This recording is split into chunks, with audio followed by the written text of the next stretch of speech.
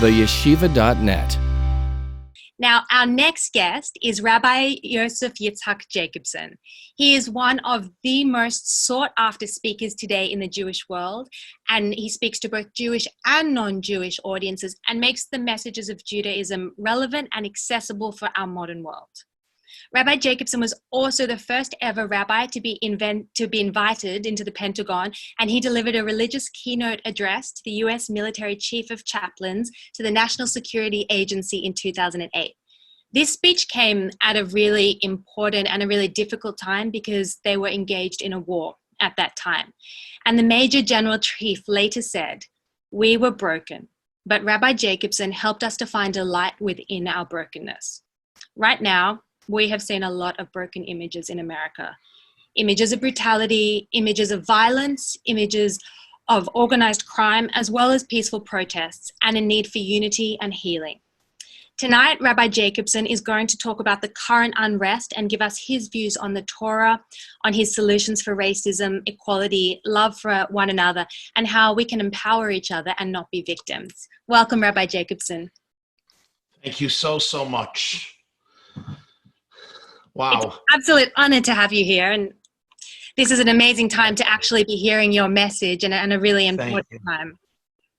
I appreciate it so much. And it's a privilege for me to be able to be here with all of you. And I thank you so much for the invitation to be here with such a incredible community, literally speaking to the entire Australian Jewish community. And I'm fortunate and feel grateful to be able to be here with you. We hope again also that you one day will be here with us in person, but it's amazing to actually be able to have you here and all be united from our homes and be able to learn from you. Thank you indeed.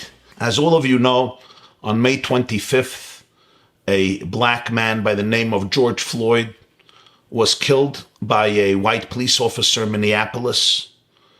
He had his knee on his neck for 8 minutes and 46 seconds, to be exact, following which Mr. Floyd tragically died. His funeral is now held in Texas, quite a grand funeral with many people and many escorts. But this death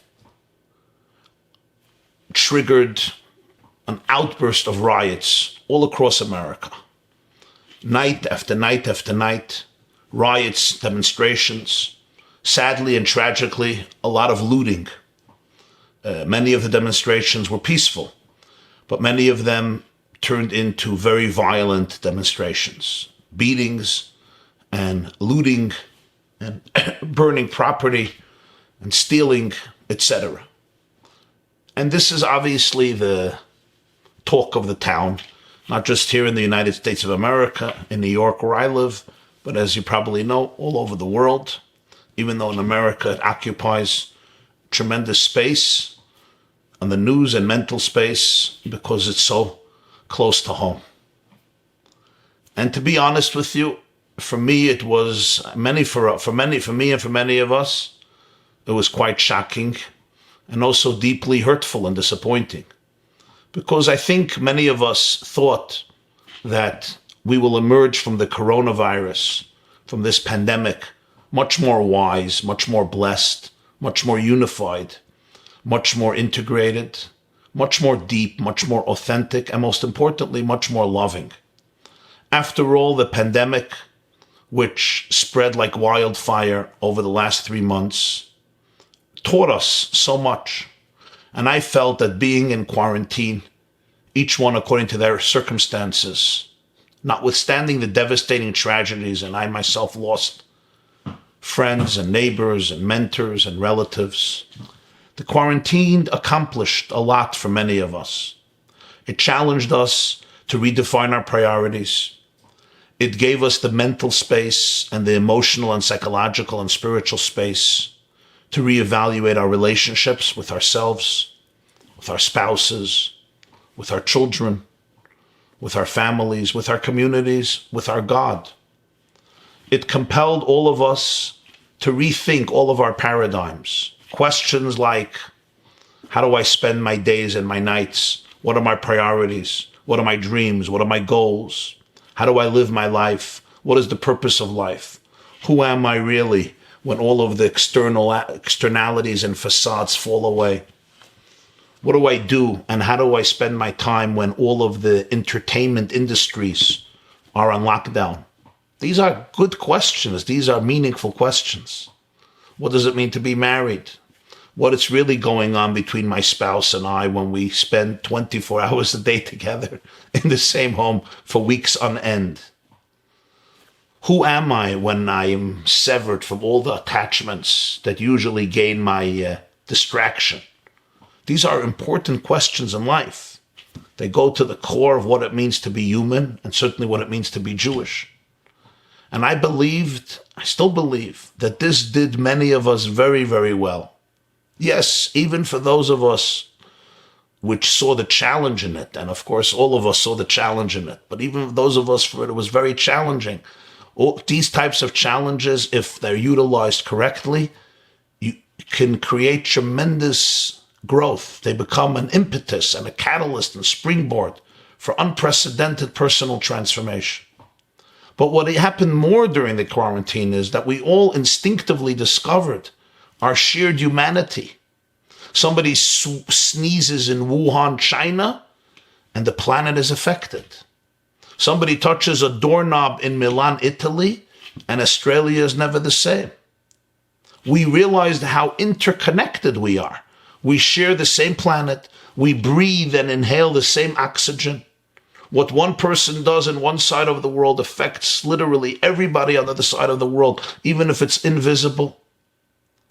It demonstrated our shared vulnerability as human beings, and it really stripped us from a lot of the sophistication and the facades and the cover-ups of success, of prosperity, because the greatest billionaire and the most simple peasant, both were affected, even if differently, but both were affected. There was not a single human being from the 7.7 billion people who was not affected in one way or another. Every sector, every industry was touched and transformed, again, in one way or another. When was the last time that people in Baghdad and Tehran, Sydney, Brisbane, Perth, Melbourne, Surfers Paradise, Los Angeles, Anchorage, Brazil, Peru, Moscow, Tel Aviv, London, and Johannesburg are all thinking about the same thing and talking about the same thing for weeks on end?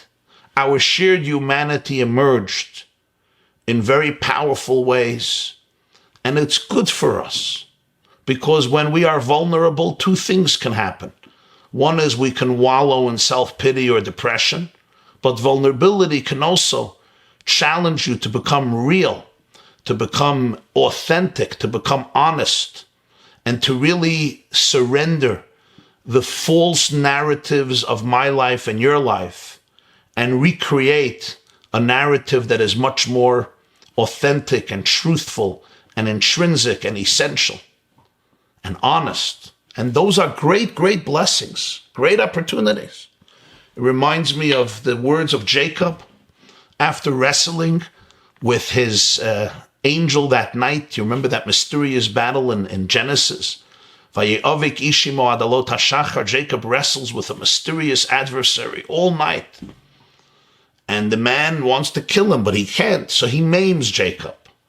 He maims him. The poor Jacob's sciatica is affected. His sciatic nerve is dislocated. He's limping. And finally, night is over. The long night of battle is over. And morning arrives, dawn arrives. And this mysterious man fighting Jacob, trying to kill him, says, "Let me go." But Jacob is holding on to him and he says, Lo ashalecha chakim beirachtani. I will not let you go until you bless me. Wow. I will not let you go until you bless me. And I want to ask you, dear friends, if somebody attacks you, God forbid, in a dark alley and fights with you all night, tries to kill you, and then maims you, wounds you, what do?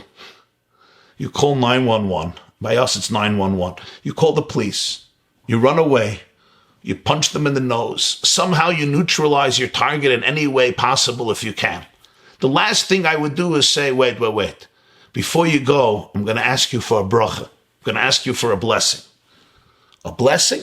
This guy's trying to destroy you. Lo shalecha chakim beirachtani. I will not let you go until you bless me. What type of ridiculous request is that? A blessing from you I need. Get out of my life. With this, Jacob taught all of his descendants for eternity.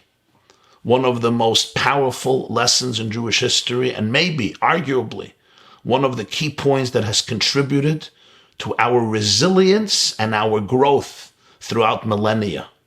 Jacob said, when you face adversity in life, it's insufficient just to get rid of it. When you face challenges, when you face obstacles, setbacks, difficulties, don't only try to overcome your hurdles and get back to the place where you were before, prior to the onset of these setbacks. You know why? Because if that's all that happens, what was the purpose? What was the meaning? Why would a loving God put you in this situation if the entire purpose is just to get back to your state of mind before the onset of this difficult situation? Jacob taught the Jewish people, he said, after a battle, after you find yourself entangled with any challenge from within or from without, you must look at your adversary in his or her eyes. And you have to say these words, Loi ashalecha chakim beirachtani. I will not let you go until you bless me. I don't only want you to get out of my life. I want to make sure that I will come out of this encounter more blessed, more wise, more deep, more authentic, more raw, more honest, more loving, more perceptive, and more connected to truth. Yes, nobody asks for challenges, but when I do encounter them, when I do experience pain in my life, whether it's pain from an internal situation, or pain because of my relationships, or pain for any other reason, may it be financial, psychological, emotional, social, mental, spiritual, biological, etc. It's not enough, Jacob says, to try to ease it. Of course, we all want to be comfortable, and everybody should be blessed only with comfort and prosperity and the elimination of all pain. But Jacob says, don't make that mistake of just trying to get rid of it. Make sure that you tune into the opportunity here, because every challenge is an opportunity for extraordinary self-awareness and extraordinary growth.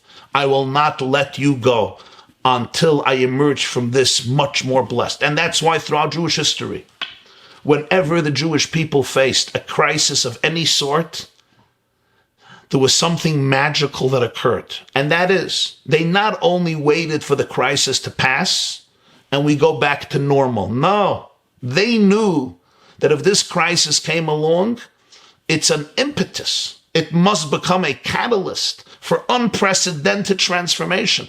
I will not let you leave me until I will not emerge more blessed. So together with the pain and the empathy and the sensitivity and the brokenness and the sadness, they made sure to turn every trial and every crisis into a springboard for transformation, for metamorphosis, for renewal, and for rebirth. And you and I must do the same in our lives. And the same was true with every crisis, including the pandemic of coronavirus. The pain of it is obvious. Where I live, in my neck of the woods, in my community here, the effect was catastrophic. In terms of death and illness, families that were broken, loved ones taken away. Very, very sad. People are grieving. People who are very close to me. I lost a first cousin, a young man in his 30s. I lost friends. I lost teachers. I lost neighbors. And yet, as Jacob, we say, I will not let you go until we come out more blessed. And this remained my feeling throughout. It remains my feeling today. And that's why it was so disturbing that as the pandemic slowly comes to an end, as the curve seems to have been flattened, at least to some degree, as normalcy comes back to many people's lives, at least again to some degree, there's still so much uncertainty. And here, things are still pretty much on lockdown in terms of schools and summer camps, etc. But as the pandemic seemed to be coming to an end, these riots in America that were sparked really shook up the country. And they're very sad. They're scary. They're scary. Most importantly, it challenges us to ask very profound questions. And some of those questions and answers I want to present now in the remainder of my talk. You see, perhaps, maybe I'm being a very optimistic Jew, but that's what we do for a living. We live by hope, not naivete, but hope. So I'm going to express our hope, our hopes. This too, what's going on now, the unrest, civil unrest in the United States of America, is also a tremendous challenge. But like every challenge, it's an opportunity to allow us all, Jews and non-Jews, blacks and whites, to emerge more blessed, more connected, more loving, and more deep. A few very interesting things happened here, and they should all be mentioned, and I think it's an important narrative. Number one,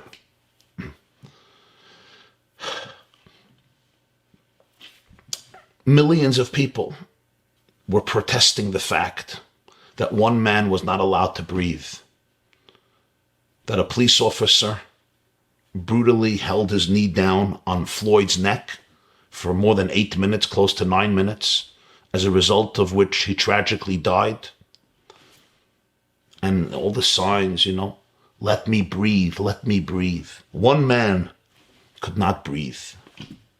And that in itself is very significant, because after thousands of years, when human life was often disregarded, the fact that there should be such a unified outcry for the one life is very powerful demonstration. Now, I know there is cynicism here.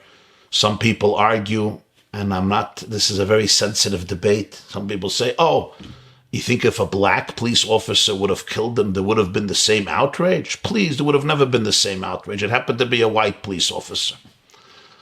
I'm not in that business of analyzing these types of things. This is above my pay grade. But one thing is sure, one thing we know. Every person was created in the image of God.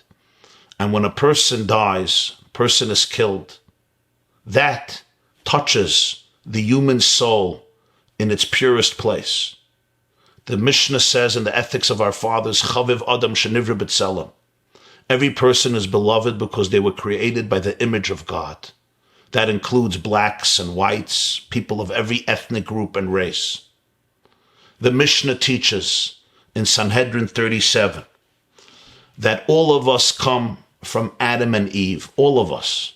No one of the human race is an exception. And the Talmud says there, the reason for this is that no human being should ever turn to another human being and say, like we used to say in school, my tati is stronger than your tati, my daddy is more powerful than your daddy. The Mishnah says this 2,000 years ago. No person should tell another human being, I am superior to you.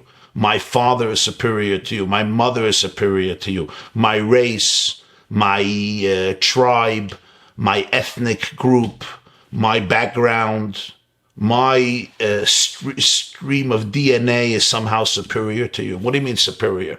We all come from one source. We all come from the DNA of Adam and Eve, which means on some level we're all equal. We're all connected. This, the Mishnah says, the Jewish courts would teach and inculcate into the mind of every witness when it came to capital crimes. They would explain to this witness, understand the value of life created in the image of God. To destroy one soul is to destroy a world. And to save one's soul is to save a world. So thousands of years ago, when Rome was infatuated by its gladiators and its spectacles in the Colosseums, filled with the entertainment of murdering and slashing the throats of slaves and prisoners or people of all sorts, the Jewish people, a persecuted minority, were teaching their children that we are all carved in the image of God, that we are all connected with each other, that ultimately racism is not just wrong, but it's a lie. And that's key. Not just not politically correct. It's not nice. You're going to lose your job. It's a lie. It's fundamentally wrong. Because if we're all in the image of God, then each one of us has our own unique contribution to make. So the alarm over the loss of a person's life, especially in such a horrible way, is in itself a blessing. But there's another element that came out here. And this is also important to emphasize. And by the way, I just want to say something, and that is, you'll forgive me for not being politically correct, and I'm not going to tell you that George Floyd was a saint. He was no saint. Unfortunately, he was a criminal. He sat for years in prison. He held a woman at gunpoint, a pregnant woman at gunpoint while her home was being robbed. And I think it's intellectually dishonest to turn somebody who had a very bad criminal record into a saint. But that's not so relevant to the discussion. But it's important to mention that because we don't help anybody by distorting reality. This man did not behave in the best way. This man was a criminal, but still, nobody deserves to die in such a way. And people have to be held to the standards of law. Nobody's above the law, including police. And a police officer who behaves this way has to be brought to justice. There's no question about that. But one should not confuse the facts and turn somebody whose life was not lived in the ideal, moral, and loving way into, this greatest holy martyr who died protecting human dignity and human race. It was a great tragedy. People should be brought to justice, whoever was involved. But we also have to remember that he was a criminal, and I think it's important for honesty's sake. But there's something else I think that is so critical, and that has to do with the history of the Black community and in many ways the history of the Jewish community.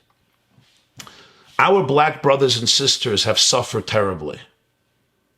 There's no question, for those of you who know the history of the United States of America, hundreds of years ago, the slavery that they endured was not just bad, it was horrific.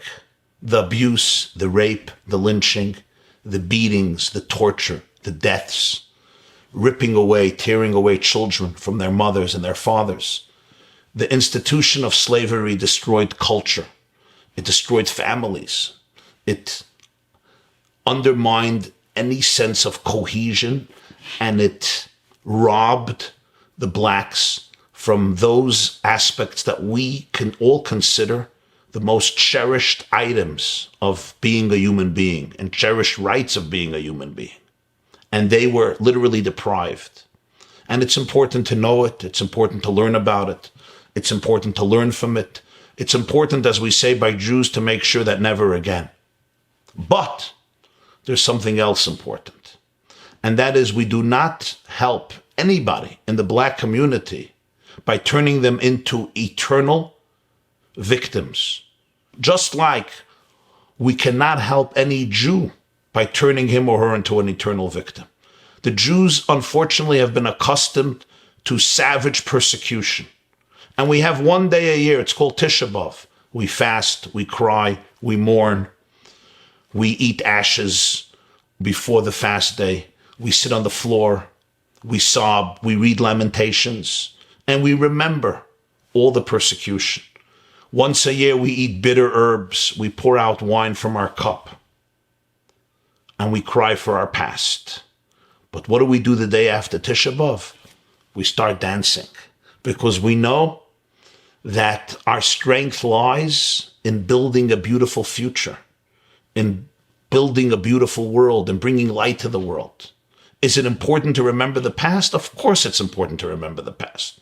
Those who don't remember the past oblivious to history, as the famous saying goes, could be in a position where they repeat it or they allow it to be repeated. It's very important to remember the past, but never to become a victim to the past and define yourself by it. The defining narrative of the Jewish people is not that we were hated over millennia, even though it's true, and it's still true. I don't have to tell you about the dangers of anti-Semitism, even in Australia. Never mind in the United States, never mind in Europe, never mind in the Middle East. But that's not the defining narrative of Israel or of the Jewish people. The defining narrative of Israel and the Jewish people is that we're marching towards Mashiach. We're marching towards redemption. The defining narrative of the Jewish people is the words of Jacob, I will not let you, my challenge, go until you do not bless me. The defining narrative of a human being must be your ability to triumph over your adversity internally and externally and turn your life into a blessing. And a challenge is there to make you more aware, more honest, more wise, more divine, more truthful, more deep, more perceptive, more pure, more clean, more sacred, and more in touch with the core of all reality, which we call Kedusha, holiness. That's the purpose. And this is where Jews the world over must serve as loving friends and mentors to our brothers and sisters in the black community and all communities. As a nation that has been around for 4,000 years, close to 4,000 years, and if you count Adam, it's almost 6,000 years. We can share with the world our legacy and our secret. God chose the Jewish people to be moral teachers to all of his children. God chose us to be able to help every person and see that each person was chosen by God in his or her own unique and inimitable way to become an ambassador of love and light and hope and wisdom and truth and healing and redemption. So this is an opportunity to seize. It's an extraordinary opportunity that we ought not to forfeit, to be able to become the voice that we were supposed to be always. The moral voice in the conversation of mankind, the voice that motivates, inspires, empowers every individual and every human being, individually and collectively, to be able to live up to the best version of what it means to be a human being, to be able to transcend obstacles and to be able to discover our inimitable, our infinite power, because every person, if we're created in the image of God, at his or her core, has a sense of invincibility. There is something about you, about me, about us that is indestructible. There is an inner core that despite abuse and despite trauma and despite mental illness and despite personality disorder and despite challenges in life which are genuine, there's a part in you and in me, as the Tanya says, which is a piece of God. And because of that, at your core, you're infinite. And you have resources that are infinite. There is a joy and an optimism and a hope and a strength and an unshakable, indestructible core that nobody and nothing can take away. And when you allow yourself to be aligned every morning with that core, the sky is the limit. Not because I don't have wounds and not because I don't have problems and not because I don't have challenges and not because I didn't make mistakes, but because I can choose to listen to the voice in me that speaks of my alignment with infinity, my alignment with truth, my alignment with God, and my alignment with a self that is essentially one with the entire cosmos, because all of us are a manifestation of God's light in this world. And therefore, when there's such unrest in America, it's a wake-up call, not just a distraction. It's a wake-up call to be able to share a much deeper connection, a much deeper conversation. I tell my black brothers and sisters and friends, I say, listen, I'm not the expert, I'm not a sociologist, and I'm not the expert of how much racism there is. Thank God, the home where I grew up in, the community I grew up in, the values that I learned, never did we ever learn that you judge a person based on the color of their skin, that a person should be seen as superior or inferior based on the color of their skin.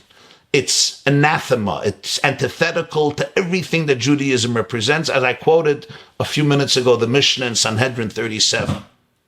How much vestiges of racism and bigotry there's in the United States of America, I don't know. I believe that many, many Americans agree to this, that having your a police officer's knee on a man's neck for 8 minutes and 46 seconds is absolutely wrong, and that looting is absolutely wrong.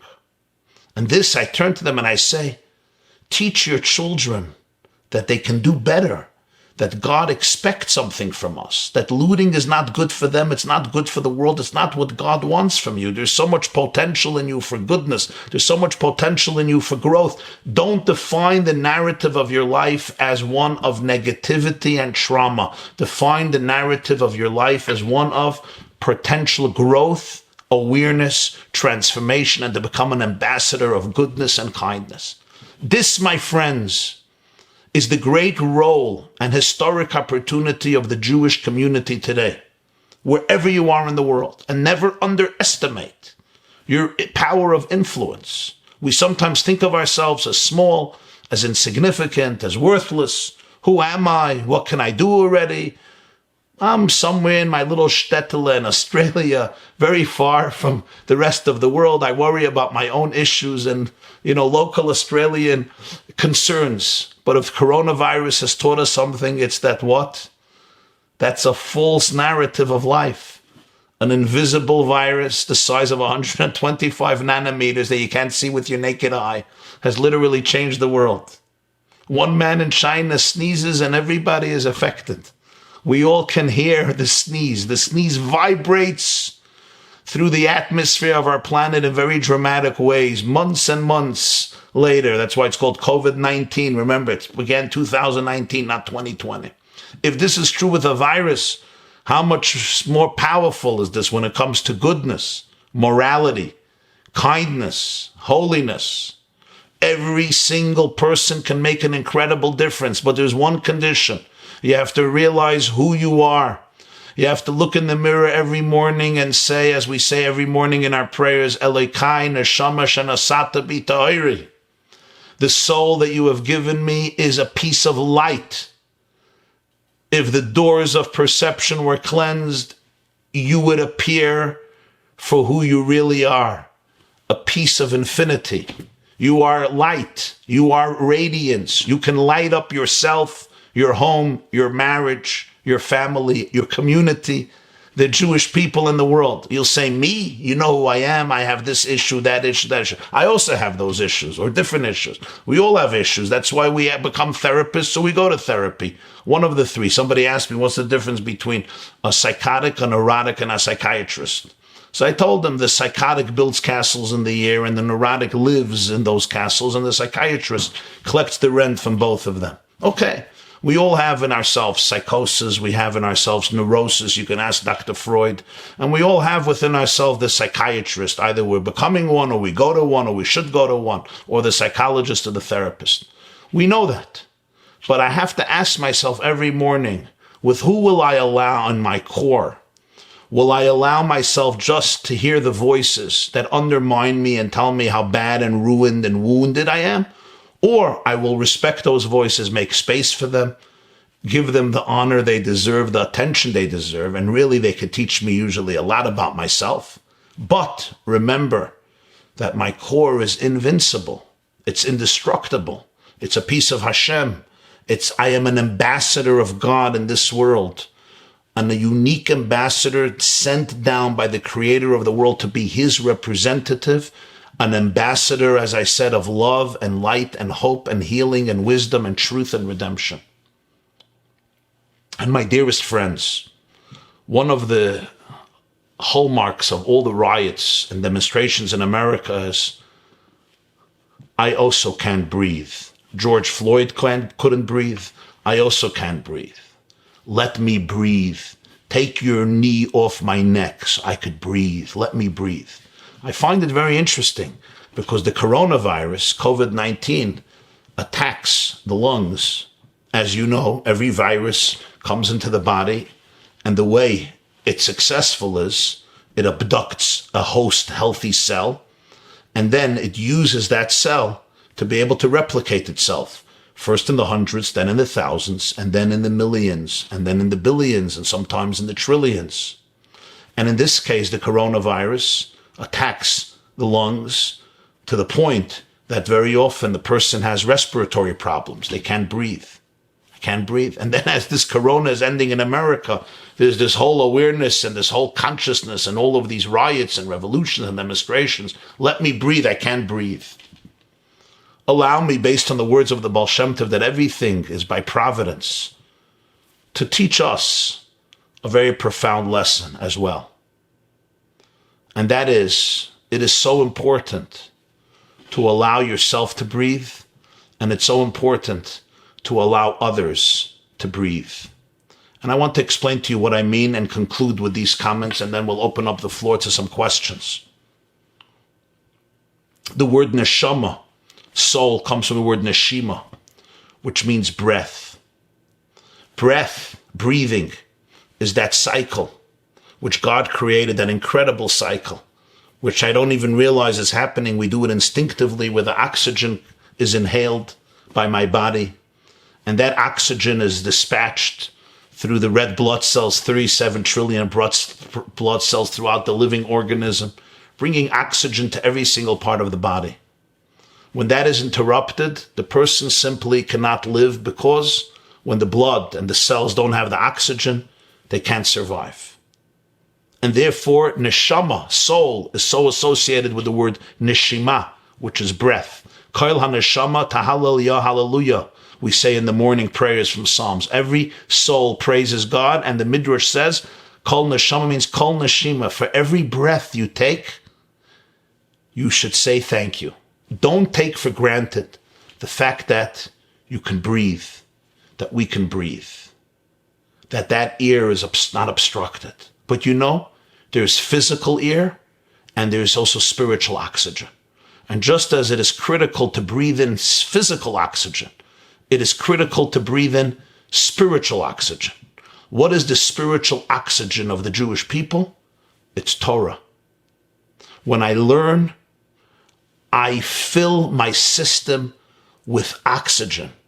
It allows me to breathe, it allows me to live, it allows me to grow, it allows me to be motivated, empowered, and inspired. That is the gift of learning in Jewish life. It has sustained us for millennia, and it still sustains us today in 2020. Use this opportunity to fill your life with oxygen. And finally, just a few decades ago, the great Martin Luther King Jr. gave his famous speech, I Have a Dream. And the dream consisted of a world in which people are not judged by the color of their skin, but as he put it, by their character, by their actions, by their behavior. A world in which prejudice and bigotry is supplanted by love, trust, and connectivity. Those dreams, for many people, seem to have been shattered. Some would say the dream turned into a nightmare. And many would say that the dream never came to fruition. Look at what's happening in the United States of America. I am not so pessimistic. I believe, as I told you before, that there is tremendous opportunity for awareness and growth. I wish the Black community would have more mentorship and leadership to be able to reach to the heart of its youth and its young and tell them who they really are and what they're really capable of, and how looting is evil and immoral, and they should not become victims to anything but their highest angels, even if there is still sometimes brutality on the part of policemen. Also important, as I told you, never to generalize and to start believing that every policeman is brutal, it's unfair, it's unjust. Hundreds of thousands of them stand in line of fire to protect Black children and white children, communities and schools and synagogues, and we have to be grateful. But now I want to ask you the question, what about your dreams? Each and every one of us has dreams. I have a dream You have a dream. I know that you have a dream. If you're Jewish, you certainly have a dream. And if you're Jewish, probably not one dream, but 50 dreams, maybe 50,000 dreams. A Jew wakes up every day with a dream. But you know what happens? Life's pressures and circumstances sometimes kill our dreams. They stifle our dreams. They repress our dreams. Or they just make us so exhausted. You don't have mental space for dreams. You're trying to survive, trying to make ends meet, pay your mortgage, cover tuition, buy food, deal with your mental health, with your physical health. Who has time for dreams? Dream on and move on. But here is where the verse says in Psalms, Al tigui b'mashiachai uvinivei al tereu. Don't touch my Mashiach. So the Talmud says in Shabbos 119, don't touch my Mashiach is elu tinoikus shel beis Rabban. God says, don't touch my anointed ones. These are the little children. And there's one beautiful interpretation. And that is as follows. When we are children, we dream of Mashiach. We dream either I'm going to be Mashiach or I'm going to bring Mashiach. Either I'm going to change the world myself or I'll help some other people change the world. But that's the dream that every Jewish mother somehow inculcates into the heart of her child. I want you to be Mr. Success Story or Mrs. Success Story. You will either be the Messiah or you're going to bring the Messiah, or at least in the process make a lot of money so good things can happen. That's what every Jewish child dreams of in one way or another, consciously or unconsciously. But very often as I grow into adulthood, I let go of that because, we don't have that idealism anymore and that freedom anymore. Ultimately, life challenges me and I just have to behave and try to, make a living and do the best I can. So the Talmud says, Al tigui b'mashiachai elu tinoikus shel beis Rabban. Even when you grow up, never ever allow the inner child in you, the inner dreamer in you, to be neutralized, to be contaminated, to be marginalized, to be repressed, or to die. Never allow the inner child in you, that curious, inquisitive, eager, uninhibited, infinite personality, die. Never allow that dream inside of you to change the world, to be taken away from you. Yes, you may have a lot of pressures and the vicissitudes of life are not always easy to navigate and handle and so forth. But allow that inner child to dream big. Al tigui b'mashiachai. Don't damage, don't dampen, don't compromise that inner spark of Mashiach in you, that inner light in you, which knows that you have the ability to make a real difference, to change the world in your own way, because each and every one of us has our sphere of influence. Don't allow the pressures of life, as great as they may be, to stifle your idealism, to crush your dreams, to numb your passions, to silence your creativity, and to rob you from your innermost potential to be that great divine ambassador of love, light, hope, healing, and redemption. Thank you very, very much. Thank you so much, Rabbi. You've given us so much to think about. And the idea of looking an adversary in his eyes and saying, I will not let you go until you bless me, is one that we've already seen tonight with Nissan Black. And that was actually how he started his journey into self-discovery and the path to Judaism, when that actually happened with his rap rival.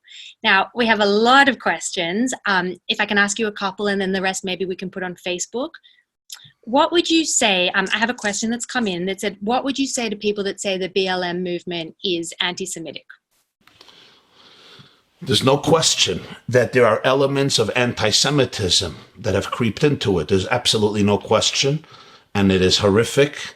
It is scandalous. It's horrible. And they have to be called out on it, because what they're doing is they're taking, first of all, there's many innocent people who mean well, and they're taking a cause that has within it such beautiful components of human camaraderie and really poisoning it with the venom of anti-Semitism. So there is no question that there are elements of anti-Semitism in it, and they must be exposed, because the people who are supporting that are not realizing that by doing that, they're ultimately delegitimizing the voice of their organization. And we see this over and over again, how this story with George Floyd suddenly by some turned into a rhetoric against Israel. Suddenly we're hearing that the American police officers are trained by the Israelis of how to handle Arab protesters. And suddenly we have all of these comparisons, how Israel is dedicated to squash and destroy the lives of the Palestinians, just as the whites in America want to do with the blacks. So this is rhetoric that's unforgivable, the blood libels, the lies and the falsehoods. And I think it's important to seize every opportunity to be able to call them out on this and make them realize that as long as they continue such types of lies, no decent person will want to join it. They are ultimately undermining their own efforts in the greatest way. You've said that every challenge has an opportunity to emerge more blessed, more loving, and more deeply connected.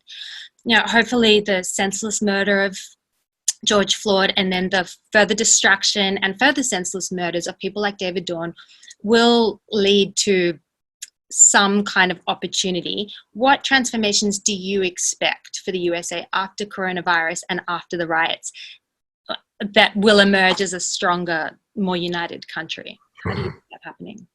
I think that depends on you and me and all of us. But I think the conversation should change, where people should really be able to cut each other slack, respect each other more, realize how interdependent and interconnected we are. And I think there is a tremendous opportunity for this, because I think millions and billions of people are very open to this message. I took a walk a few weeks ago when everything was still on lockdown.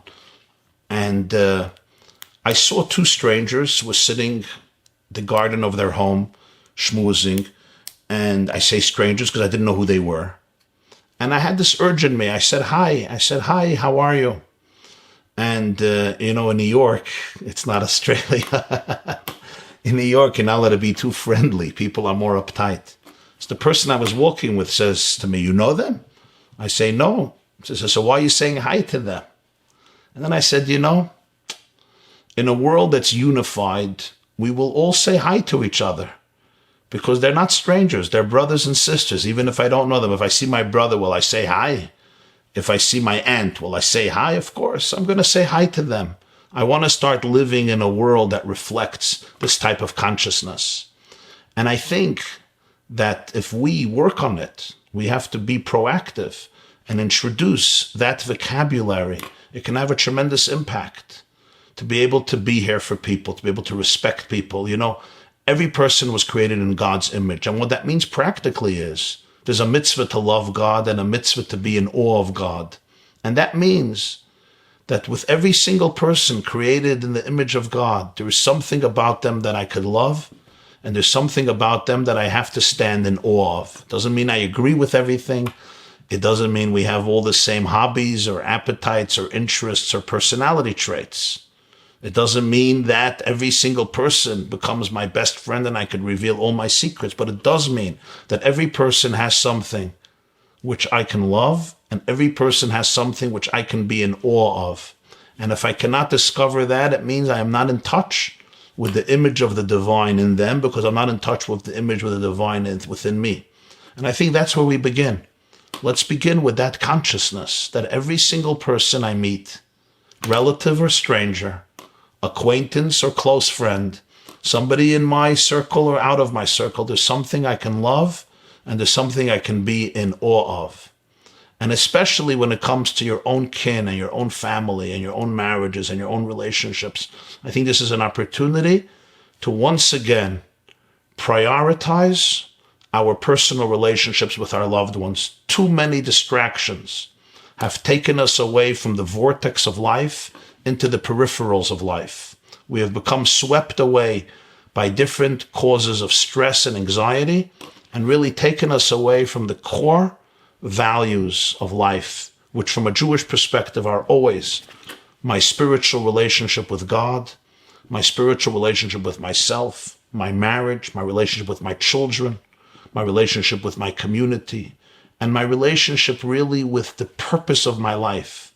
And I think this crisis that we have seen gives us all an opportunity to be able to start a new conversation. And I'm telling you, when you start speaking this vocabulary, people will respond to you. You'll be able to have tremendous, tremendous influence in the positive because the world is ripe for this. We need real spiritual and intellectual, unequivocal leadership. What we're seeing in America is horrible. But you know what else we're seeing? We're seeing negativity emerging to the fore, and it's begging for leadership to stand up and say, people, we can do much better. We can create a different narrative for our lives. This is really what is being asked for, what is being pleaded for. And this is where I think our responsibility comes in. This class is brought to you by theyeshiva.net. Please help us continue the classes. Make even a small contribution at www.theyeshiva.net/donate.